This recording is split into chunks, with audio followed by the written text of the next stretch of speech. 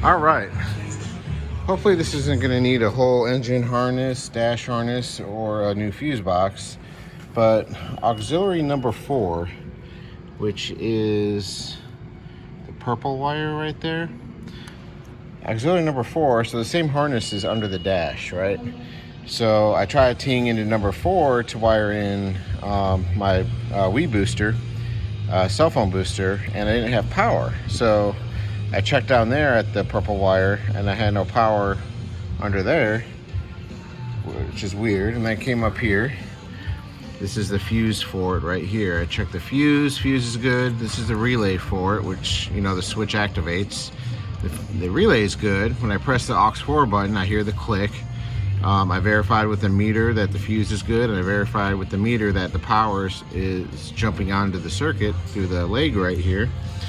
And then I check this, and no power here. So that tells me somewhere in between here, the harness right here, which runs right in the fuse box. So somewhere in between here, somewhere in between that relay right here, something's not plugged in, or there's a broken wire.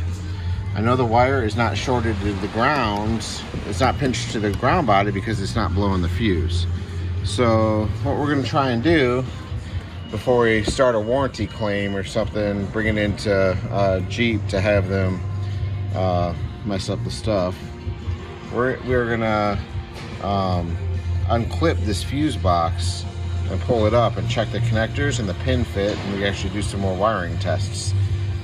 But it just sucks on a brand new $60,000 vehicle that we already have something.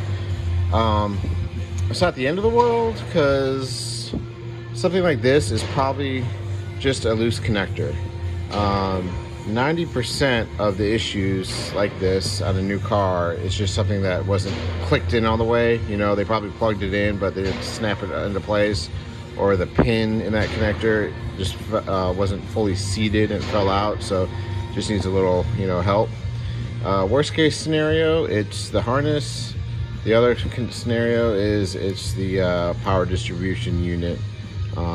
Something's going on with that, but we'll take it apart and see if we see anything. If not, we'll send it to Chrysler. All right, so we found the connector kind of sideways, and we look up in here. I don't know how good you can see that, but see that pin right there?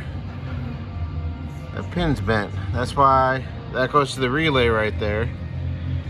That's why it's not powering up. So we're gonna just straighten up.